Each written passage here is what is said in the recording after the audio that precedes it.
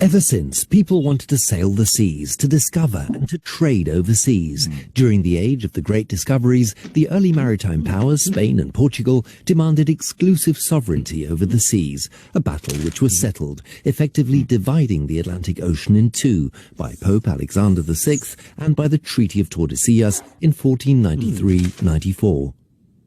Other powers did not accept this dispute settlement, particularly the French, Dutch and the English. Hugo Grotius, a Dutch legal scholar and early theorist of natural rights, published the book Mare Liberum in 1609 to establish a different legal understanding, the free sea.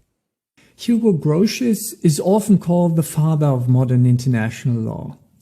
With his book Mare Liberum, he provided the legal basis for controversy and a change in legal understanding in times of the great discoveries and founding of colonies. He developed the freedom of navigation, which is valid for more than 400 years and still is. This freedom of the seas was not unlimited. Sovereignty over its coastal waters, both for economic as well as security interests. The breadth of the territorial sea was limited to 3 nautical miles, the range of a cannon mounted on the shore. The freedom of the seas and oceans was in place for many decades, without significant further development of the legal framework. 2 world wars, decolonization with tensions between industrialized and developing countries, the Cold War, as well as technological developments, the exploration of marine resources, overfishing, an increase in marine pollution and other marine uses, all this demanded for an international legal instrument for the seas and oceans. A legal order for the seas and oceans. But how? Through an enormous international effort. Since 1949, the international community discussed the law of the sea in the framework of the United Nations. Very long negotiations followed, with an interim solution in 1958. But it was only in 1982 that the United Nations Convention for the Law of the Sea was adopted, which entered into force in 1994.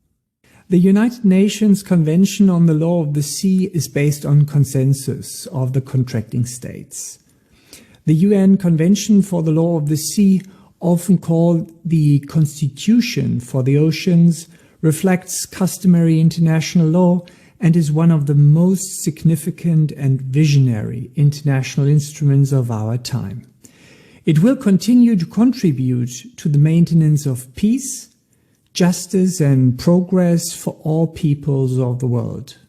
From a legal freedom at sea through the free seas to the legal order for the seas and oceans today, a long way. But the challenges facing this legal order for the seas and oceans are constantly changing. The law of the sea has to be further developed continuously. For example, to promote the peaceful uses of the seas and oceans, the equitable and efficient utilization of their resources, the conservation of their living resources, and the study, protection, and preservation of the marine environment.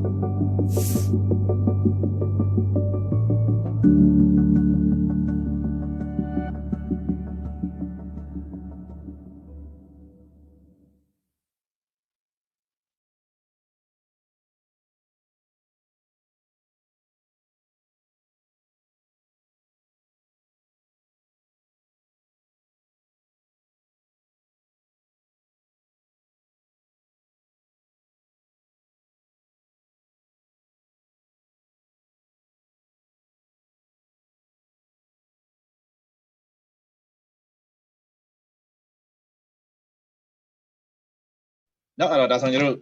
ဆက်ပြီးတော့နောက်သွားပါမယ်အဲ့တော့ခုနကျွန်တော်ကပြသွားတဲ့ဟာလေးကတော့ကျွန်တော်ဒါ loss of the sea ပတ်သက်ပြီးတော့เนาะသူတို့short to the point ပေါ့เนาะပေးထားတဲ့ဟာလေးဖြစ်ပါတယ်အဲ့တော့ကျွန်တော်တို့ဒီနေ့က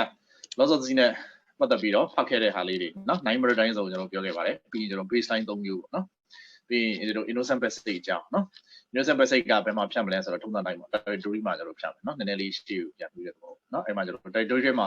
criminal jurisdiction နဲ့ civil jurisdiction နဲ့ရှိတယ်ပေါ့เนาะပြီးကျွန်တော် contiguous zone ပေါ့ contiguous zone မှာပါတယ်ရှိတယ်ပေါ့เนาะပြီးရင်ကျွန်တော် strait ပေါ့ဒီလက်ကြားတွေပေါ့အဲ့တော့ကျွန်တော်မနေ့ကတော့ strait စီမှာကျွန်တော်တို့ပြီးသွားတယ်เนาะ strait မှာ2ခုခွဲသွားတယ် transit passage နဲ့ဖြတ်ရမယ် strait တွေရှိတယ်ပြီးကျွန်တော် innocent passage နဲ့ဖြတ်ရမယ် strait တွေရှိတယ်เนาะ ဆိုတော့ archipelagic state နောက်ခုဆက်ပြီးတော့ကျွန်တော်သွားမှာအဲ့တော့ဒီနေ့ကနည်းနည်းတော့ archipelagic ဆိုကျွန်တော်ပြောခဲ့တယ် archipelagic မှာတော့ကျွန်တော်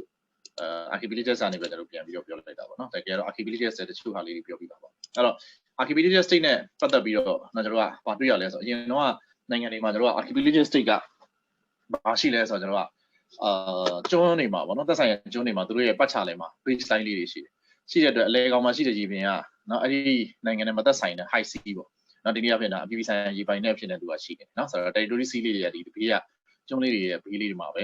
သူကသူရှိနေတယ်ဒါကတော့အရင်စင်ဆက်ပေါ့အရင်ဆိုတော့1982ပေါ့နော် prior to 1982ရှေ့ပိုင်းရပေါ့အဲ့တော့1982နောက်ပိုင်းလဲရောက်လာအဲ့ဒီအလဲကောင်မှာရှိတဲ့ရေပြင်ဒီ high sea မဟုတ်တော့ဘဲနဲ့သူကနော်ဘာလုပ်လိုက်လဲဆိုတော့ဒီအပြင်မှာရှိတဲ့ baseline ကို baseline တွေကိုကျွန်တော်တခါတည်းဆက်ပြီးတော့ဝိုင်းလိုက်တယ်ဝိုင်းလိုက်တဲ့အလဲကောင်မှာရှိတဲ့ high sea တွေပျောက်သွားပြီးတော့ဘာဖြစ်သွားလဲဆိုတော့အလဲကောင်ကြီးပြီး archipelagic water ဖြစ်သွားနော်အဲ့တော့မြင်အောင်ပြန်ပြမယ်ဆိုရင်အရင်တော့ကျွန်တော်ဒီလိုမျိုးလေးရှိတယ်အလဲကောင်ကြီးပြင်နော်ဒီအလဲကောင်မှာရှိတဲ့ရေပြင်တွေပါလဲ high sea အပြည်ပြည်ဆိုင်ရာရေပိုင်နဲ့ဖြစ်နေရှိခဲ့တယ်နော်1982ပြီးတဲ့အချိန်မှာဒီ UNCLOS ပေါ့1982ပြီးတဲ့အချိန်မှာသူက archipelagic water ဆိုပြီးတော့အဲ့ဒီကောင်က high sea မဟုတ်တော့ဘူးနော် archipelagic baseline ကဒီအပြင်ရောက်သွားတယ်archipelagic baseline ကအပြင်ရောက်သွားတဲ့ archipelagic baseline ကနေပြီးတော့ထုံးစံတိုင်း12မိုင်ကို territory 24 contiguous ပေါ့နော် EZ မိုင်နေရစသဖြင့်ပေါ့နော်ဆိုတော့အပြင်ကိုထပ်ပြီးတော့ဆွဲထုတ်သွားတယ်ဆိုတော့ဒီအလေကောင်ကရေပြင်ကဘာဖြစ်လဲဆိုတော့သူပိုင်တဲ့ရေပြင်ဖြစ်သွားတယ်နော်သူဆိုတာဒီကျွန်းနိုင်ငံတွေပေါ့အထူးသဖြင့်တော့ကျွန်တော်အင်ဒိုနီးရှားတို့ဖိလစ်ပင်းတို့နော်ကျွန်းနိုင်ငံတွေမှာဒီအကျိုးအများကြီးအကျိုးကျေးဇူးကိုခံစားရတယ်ဆိုတော့ historically ပေါ့တမိုင်းကြောင်းရလဲသူကဆက်ဆက်မှုရှိတယ်နော်ဆိုတော့ယဉ်ကျေးမှုရဆက်ဆက်မှုရှိတယ်နော်ဆိုတော့စီးပွားရေးရနိုင်ငံရေးရပေါ့ဆက်ဆက်မှုတွေအများကြီးရှိတဲ့အတွက်ဒါဒီကျွန်တော် archipelagic ရေပြင်ဖြစ်နေရှိတာပေါ့နော် archipelagic ရေပြင်ဖြစ်နေရှိတာဖြစ်တဲ့အတွက်ကျွန်တော်တို့က archipelagic ရေပြင်ဖြစ်နေရှိနေတာဖြစ်တဲ့အတွက်ကျွန်တော်တို့ကနော်သူဘာဖြစ်သွားလဲဆိုတော့ဒီနိုင်ငံတွေကအဲ့ဒီရေပြင်ကိုသူကပိုင်ဆိုင်မှုရသွားပိုင်ဆိုင်မှုရသွားတဲ့အခါကျတော့ဘာဖြစ်လဲဆိုတော့အရင်ရှေးဘဝေဒနီအစဉ်ဆက်ကလုတ်ခဲ့တဲ့လုတ်ကွက်တွေရှိတယ်ငါးဖမ်းတဲ့လုတ်ကွက်တွေပိုက်လိုင်းတွေချတဲ့လုတ်ကွက်တွေရှိတယ်အဲ့ဒါနဲ့ပတ်သက်ရင်တော့ဘာလုပ်မလဲဆိုတော့နော်သူကရှေးရခင်ကရှိခဲ့တဲ့နော် traditional တွေဘူးတဲ့လေးစားလိုက်တာပါတဲ့သူကအဲ့လိုလေးပြောပါတယ်နော်ဒါကြောင့်ကျွန်တော်ကဒီမနေ့ကကျွန်တော် archipelagic state အကြောင်းဆွေးနွေးခဲ့ပါတယ် archipelago ကျွန်းတွေနော် archipelago တွေနဲ့ဖွဲ့စည်းထားမှာ archipelagic ဖြစ်မယ်ဒီကြောင်းနဲ့ဆွေးနွေးခဲ့ပြီး archipelagic နိုင်ငံတွေရဲ့ baseline ပေါ့နော် archipelagic baseline ကိုလည်းကျွန်တော်ကဆွေးနွေးခဲ့တယ်အဲ့တော့ဒီနေ့တော့ကျွန်တော်တို့existing agreement နော်မနေ့က legal status ပေါ့ legal status ကဘာနဲ့တူတူပဲ legal status ကကျွန်တော်ကရှေ့မှာပြောခဲ့တဲ့အတိုင်းကျွန်တော် internal water နဲ့နော်ဆိုဒီ territory sea မှာရှိတဲ့ status အတိုင်းပဲသူကအတူတူပဲနော်အဲ့ဒါသူရဲ့ sovereignty ပေါ့အချုပ်အခြာအာဏာနဲ့ပတ်သက်တဲ့အချက်တွေနော်ဒါတွေကျွန်တော်တို့ကရှေ့မှာပြောခဲ့ပြီးသားဖြစ်ပါတယ်အဲ့တော့အခုတော့ကျွန်တော်တို့ဘယ်လိုလာပြီလဲဆိုတော့နောက်ဒီမှာကျွန်တော်တို့ existing agreement မှာ article 51ပေါ့နော်ဒီနေ့ကျွန်တော်စမယ်အကြောင်းအရာဒီလိုရောက်ပါပြီအဲ့တော့ article 51မှာ existing agreement traditional fishing rights and existing submarine given ခုနကျွန်တော်ပြောသလိုပေါ့ဒီရေပြင်ဒီအစတုန်းကသူကနိုင်ငံတကာရေပိုင်တဲ့အဖြစ်နဲ့ဒီရှိနေတယ်ကျုံးနေတဲ့ဂျားထဲမှာရှိတယ်ရှိပြီနော်အခုကျတော့သူကဘာလုပ်လိုက်လဲဆိုတော့အဲ့ဒီကောင်ကိုကျွန်တော်တို့ကဟို white ပြီးတော့ပေါ့နော် white ပြီးတော့တခါလဲကျွန်တော် baseline ကိုဆွဲချလိုက်တယ်ဆွဲချလိုက်တဲ့အလဲကောင်မှာရေပြင်ဒီပါဖြစ်သွားတယ်ဆိုတော့သူပိုင်တဲ့ archipelagic water ဖြစ်သွားတယ်အဲ့တော့သူပိုင်တဲ့ archipelagic water ဖြစ်သွားတဲ့အတွက်နောက်သူကဘာဖြစ်သွားလဲဆိုတော့အဲ့ဒီရေပြင်မှာအရှင်တော့ပေါ့နော်ဒီ1982အရှင်တော့ဆိုတော့1982မှာသူကပြောင်းသွားတာ1982မတိုင်ခင်ကရှိခဲ့တဲ့ fishing ground တွေနော် fishing နဲ့ပတ်သက်တဲ့ activity လုပ်တဲ့ဟာတွေရှိတယ် pipeline တွေရှိတယ် cable တွေရှိတယ်အဲ့ဒါတွေကိုသူကလေးစားလိုက်တာပေါ့နော်အဲ့တော့ archipelagic state shall respect the existing agreement with the other state archipelagic state shall respect the existing submarine cable existing ဆိုရှိပြီးသားပေါ့နော် submarine cable တွေ lead by the other state တခြားနိုင်ငံတွေကနေပြီးတော့ချထားတဲ့ဟာတွေရှိမယ်နော် passing through the water ရေပြင်မှာချထားတဲ့ဟာတွေ archipelagic state permit the maintain the replacement ဒါလည်းဒီနေ့ကျွန်တော်ပြောတယ်မှာပါပါနော်အဲ့တော့အဲ့ဒီရေပြင်တွေမှာကျွန်တော်ဖြတ်တဲ့အခါမှာဘယ်လိုဖြတ်မလဲပေါ့ rights of innocent passage ခုနကကျွန်တော်ကသိမ်းပိုက်လိုက်တဲ့အခါမှာ white လိုက်တဲ့အခါမှာအလဲကောင်မှာရှိတဲ့ရေပြင်တွေပါဖြစ်သွားလဲဆို archipelagic ရေပြင်ဖြစ်သွားနော်အဲ့ archipelagic ရေပြင်ဖြစ်သွားတဲ့အတွက်သူပိုင်သွားတယ်ပေါ့အဲ့ဒီ archipelagic water နော်ဒါဆိုရင်ကျွန်တော်အဲ့ဒီမှာဖြတ်တဲ့အခါမှာဘာနဲ့ဖြတ်ရမလဲ innocent passage နဲ့ဖြတ်ရမယ်ဒါလည်းခုနေ့ကကျွန်တော်ပြောသွားတယ်နော်ဆို all state enjoy နော်ဆိုရာယူသုံးဆွဲပိုင်ခွင့်ရှိပါတယ်ဆိုတော့ပြောချင်တာဒီရေပြင်ဒီ archipelagic ရေပြင်ဖြစ်သွားတော့တခြားနိုင်ငံတွေမဖြတ်ရတော့ဘူးလားလို့မေးမဟုတ်ပါဘူးမဖြတ်ရဘူးတော့မဟုတ်ဖြတ်လို့ရနော်ဒါပေမဲ့ကျွန်တော်ဘယ်လိုဖြတ်ရမလဲထုံးစံတိုင်း innocent passage နဲ့ဖြတ်ရပါမယ်နော်အဲ့တော့ may suspend temporary ဒါလည်းခုနေ့ကကျွန်တော်ပြောရမှာပါလေရက်ဆိုင်မယ်ဆိုရင်ရက်ဆိုင်လို့ရတယ်သူတင်ပြီးတော့ဘာလုပ်ထားရမလဲဆိုတော့ after having duly published သူတင်ပြီးတော့ဘာလုပ်ထားရမလဲသတင်းကြေညာထုတ်ပြန်ထားပါနော်အဲ့တော့ rights of archipelagic sea link passage archipelagic sea link တွေကိုဖြတ်တဲ့အခါမှာ right ကနော်ရပိုင်ခွင့်ကဘယ်လိုဖြစ်မလဲပေါ့ရရင်ဘယ်လိုဖြစ်မလဲ archipelagic state may designate the sea link နဲ့ area အဲ့မှာကျွန်တော်ဘာတွေသတ်မှတ်မလဲဆိုတော့ sea link တွေသတ်မှတ်မယ် area တွေသတ်မှတ်မယ် all ship and aircraft enjoy the rights of archipelagic sea link နော်အဲ့ဒီကိုကျွန်တော်ဖြတ်တဲ့အခါမှာတဲ့နော် rights of the sea link ရှိပါတယ်အဲ့တော့တစ်နှစ်ဆိုပြီးတော့ကျွန်တော်ကနော်ဆိုတော့နံပါတ်5ကိုကြော်ရောက်သွားတယ်ဒါလည်းခုနေ့ကျွန်တော်ပြောတဲ့မှာပါပြီးသားပါနော်3နဲ့4နဲ့ကကျွန်တော်မှတ်စရာသိပြီးမရှိလို့ကျွန်တော်ကြုံလိုက်တယ်မဟုတ်ရင်ဟို number data money lam di so chain ma so mo no so ku yin PDF မှာကျွန်တော်ပြန်လေ့လာကြည့်လို့ရနော်ဒီ unclos PDF မှာအဲ့တော့ကျွန်တော်ပြော unclos တစ်ခုချင်းစီကိုဒီစောင်းထဲမှာတော့ကျွန်တော်က DD ပြန်ပြီးတော့ပါလို့နော်ကြားရတဲ့ဟာကျွန်တော်သိပြီးတော့အရေးမကြီးတဲ့ကျွန်တော်ကြော်လိုက်တာဖြစ်ပါနော် Okay အဲ့တော့နံပါတ်5ကတော့ကျွန်တော်တို့အရေးကြီးပြီနော်ဘာလဲဆိုတော့ set ceiling and air route shall be defined by the series of continuous exit line series of continuous exit line နဲ့ဆွဲထားမယ် from the entry point ဝင်တဲ့နေရာကနေပြီးတော့နော် route to the exit point ထွက်တဲ့နေရာထိတော့တောက်လျှောက်နော် series of continuous exit line နဲ့ဆွဲထားမယ်အဲ့တော့ဒါနဲ့ပတ်သက်ပြီးတော့ကျွန်တော်ဘာကိုပြောချင်တာလဲဆိုတော့ဒီ chat ထဲမှာကျွန်တော်တို့ကတွေ့နေရတာဟာနော်အခုကရှေ့မှာကျွန်တော်ပြောခဲ့တဲ့ Indonesia နောက်ဘက်ကိုသွားတဲ့အခါမှာကျွန်တော်တွေ့ရတဲ့ဟာမျိုးတွေဖြစ်တယ်နော်ဒီလိုဟာမျိုးတွေပါ artificial sea lake ဟောဒါဆိုရင် Australia ဟာဖြစ်ပါတယ် design နေတဲ့အဲ့တော့ကျွန်တော်တို့ကဘာကိုပြောချင်တာလဲဆိုတော့ TSS ရှေ့မှာကျွန်တော်ပြောတယ် traffic separation scheme TSS ဆိုတော့ TSS တူပဲနောက်ထပ်တစ်ခုရှိတယ်အဲ့ဒါပါလဲဆိုတော့ ASL အဲ့တော့ကျွန်တော်ကနော်ဆယ်မျက်စိထဲမြင်အောင်ကျွန်တော်ပြပါမယ်မဟုတ်ရင်ဆယ်မျက်စိထဲမှာမမြင်ပါဘူးဆိုလို့နော်ဟိုတနေ့ကကျွန်တော်ပြောသလိုပဲဒါကိုကျွန်တော်တို့က white board မှာနော် white board မှာဆွဲပြတယ်လို့ဆရာတို့က white board မှာရေးပြတယ်လို့သဘောထားပါနော်ဒီမှာတော့ကျွန်တော် white board သုံးရတာထက်ဒါကိုသုံးရတာပို့ပြီးတော့မြန်လို့နော် sorry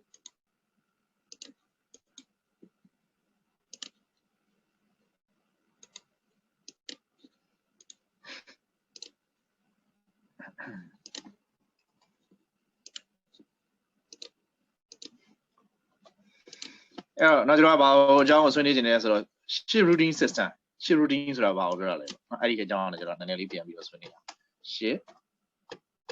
ship routing ship routing ကဘာလဲလို့မေး ship routing ဆိုတာ TSS လို့ပဲကျွန်တော်တော်တော်များများပြောကြတယ်ဟုတ်တယ်နော်ကျွန်တော် ship routing ဆိုပြီးတော့စာအုပ်လေးရှိတယ်ဒီပေါ်မှာနော်အဲ့ဒါကျွန်တော်ဘာလဲဆိုတော့ TSS အကြောင်းကိုရေးထားတယ်အဲ့တော့ဟိုမှာရှိတဲ့ TSS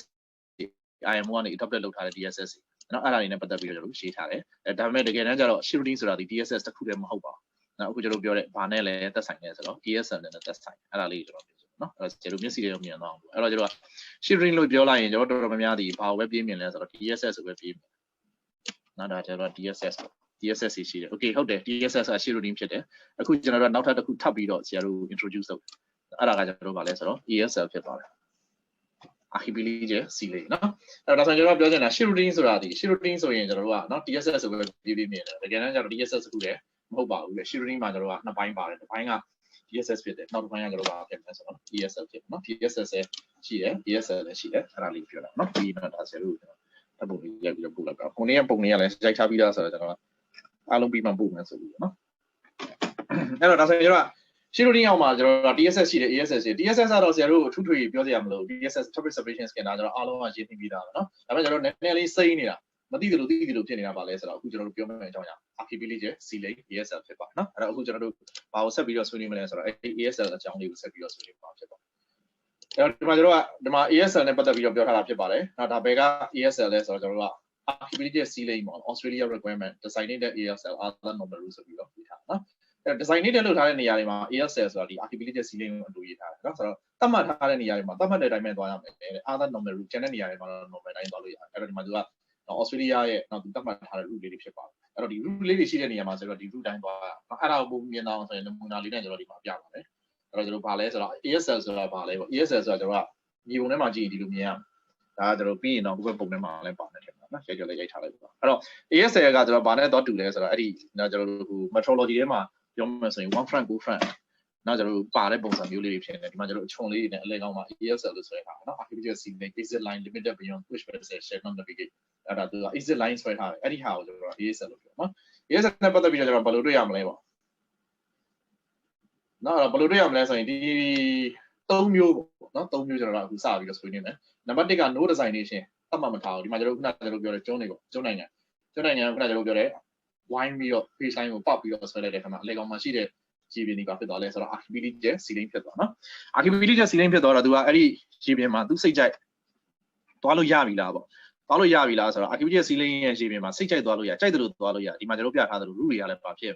ရှုပ်ချက်တွေခတ်နေရတာနော်ခြားလက်ပတ်တွေရေးရနေတာအဲ့တော့သွားချင်တယ်လို့သွားရင်ပါဖြစ်မလဲအနေရများတာပေါ့တမိုးလေးအဲ့တော့သူကဘာလုပ်လိုက်မလဲဆိုတော့ဒါ no designation မတတ်မှတ်ဘူးမတတ်မှတ်ဖက်ထားရင်ရောမရဘူးလားရပါတယ်မတတ်မှတ်မထားလဲရတယ်ဒါဆိုကျွန်တော်တတ်မှတ်မယ်ဘယ်လိုတတ်မှတ်လိုက်လဲ partial designation ဒီကလာတဲ့ကောင်ကဒီလိုကျွန်တော်သွားမယ်ဒီကလာတဲ့ကောင်ဒီလိုသွားမယ်နော်ဒီမြင်းချောင်းအမဲအောင်နှစ်ချောင်းဒီကလာတဲ့ကောင်ဒီလိုသွားမယ်ဒီကကောင်ဒီလိုသွားမယ်အဲ့တော့တတ်မှတ်တော့တတ်မှတ်လိုက်တယ်ဒါပေမဲ့အပြည့်မတတ်မှတ်ဘူးသူဘယ်လိုတတ်မှတ်လဲဆိုတော့ partial designation နော်ဒါဆိုကျွန်တော်နှစ်မျိုးဖြစ်သွားပြီဘာလို့လဲအခုနောက်တော့ no designation မတတ်မှတ်ဘူးမတတ်မှတ်တော့ရတယ်ဆိုတော့ကြိုက်တယ်လို့သွား okay နော်အခုကျွန်တော်ဒုတိယတနည်းက partial designation တစ်စိတ်တစ်ပိုင်းတတ်မှတ်လိုက် တတိယတနည်းလာမယ် fully designated fully designated လို့တော့ရှင်းသွားတယ်ကျွန်တော်တွေ့တဲ့အတိုင်းပဲဒီမှာတော့ခုနကျွန်တော်ဘာဖြစ်လဲချုပ်ချက်တွေခတ်တယ်နော်အခု fully designated လို့တော့ဘာဖြစ်သွားလဲရှင်းသွားတယ်ဒါပေမဲ့သင်္ဘောတွေကကိုသွားခြင်းတဲ့နေရာထည့်သွားလို့မရတော့ fully designated လို့ထားတဲ့ designated လို့ထားတဲ့အတိုင်းလိုက်ပြီးတော့ဆရာတို့မောင်းပါရတယ်နော်ဒါဆိုကျွန်တော်ပြောချင်တာက archivality ceiling တွေခုနပြောတဲ့ archivality ရေးရင်းမှာတော့ကျွန်တော်က routing system ကိုသတ်မှတ်လို့ရတယ်အဲဒီ routing system ကို DSS ဆိုတော့မပြောအဲဆရာတို့မေးမှာပါဟာဆရာ DSS ထားရင်မရဘူးလားရတယ် DSS ထားရင်လည်းရ DSS ထားရင်လည်းအပြည့်စုံထားပြီးတော့ traffic lane တို့ပါလို့သူက boundary တို့ဒီ issue zone တို့ပါတော့ဟာသူကအများကြီးပဲပို့ပြီးတော့ detail ကြအဲ့တော့အဲ့လောက်မထားချင်ဘူးဆိုရင်လမ်းကြောင်းလေးတည်ထားဒီကလာတဲ့ကောင်ဒီလိုမောင်းဒီကလာတဲ့ကောင်ဒီလိုမောင်းအဲ့ဒါကိုဘာလို့ပြောလဲဆိုတော့ DSS နော်အဲ့တော့ဒီလိုမျိုး full designation သတ်မှတ်ခြင်းနဲ့ဆိုရင်လည်းရပါတယ်ဒုတိယတစ်မျိုးပေါ့ဒီလိုမျိုးပေါ့ partial designation သတ်မှတ်ဆိုလည်းရပါတယ်မဟုတ်ရင်တော့တတိယတစ်မျိုးကတော့ full designation ဘာမှမသတ်မှတ်ထားဘူးဆိုရင်ရပါတယ်တဲ့အဲ့ဒါ archivality ceiling နော်အဲ့ဒါဆရာတို့ကဘယ်လိုသိနိုင်မလဲတဲ့ဘယ်လိုသိနိုင်မလဲဆိုတော့ chat ထဲမှာအခုနကကျွန်တော်ပြောတယ်ဒီလို two front one front လိုမျိုးအချွန်နေနဲ့ဒီလိုမျိုးတွေပြပြီးဆိုရင်အဲ့ဒါကိုဆရာတို့ ASL လို့သတ်မှတ်လို့ရတယ် okay ဒါကပထမအဆင့် ASL ဆိုတာဘယ်လိုပေါင်းလဲပါလဲဒါကိုကျွန်တော်စပြီးတော့လေ့လာနော်ဒုတိယအဆင့်ဘယ်လိုပေါင်းမလဲအဲ့ဒါပိုရေးကြည့်ပါတယ်နော်အဲ့ဒါသူကဘယ်လိုလုပ်ပြီးတော့ပေါင်းမလဲဆိုတော့ ASL မှာအလဲကောင်း exit line လေးရှိတယ်အဲ့ဒါ DSS နဲ့နည်းနည်းလေးကွာ DSS နဲ့နည်းနည်းကွာတယ်နော် traffic separation scheme နဲ့မတူဘဲနည်းနည်းကွာတဲ့အတွက်ကျွန်တော်တို့ဒါလေးကိုပြောတာအဲ့တော့သူကဘယ်လိုသတ်မှတ်မလဲဆိုတော့ကျွန်တော်တို့ကဒီကောင်နဲ့ပတ်သက်ပြီးတော့နော်ကျွန်တော်တို့အလဲကောင်မှာရှိတဲ့ exit မြင်းလေးကနေကပ်ပြီးတော့ဒီမောမောင်း exit line ကနေခွာပြီးတော့မောင်းရင်နည်းနည်းတော့ခွာလို့ရအများကြီးခွာလို့မရအဲ့ဒါကိုကျွန်တော်ဆက်ပြီးတော့ဆွေးနွေးမှာဖြစ်ပါဘယ်လို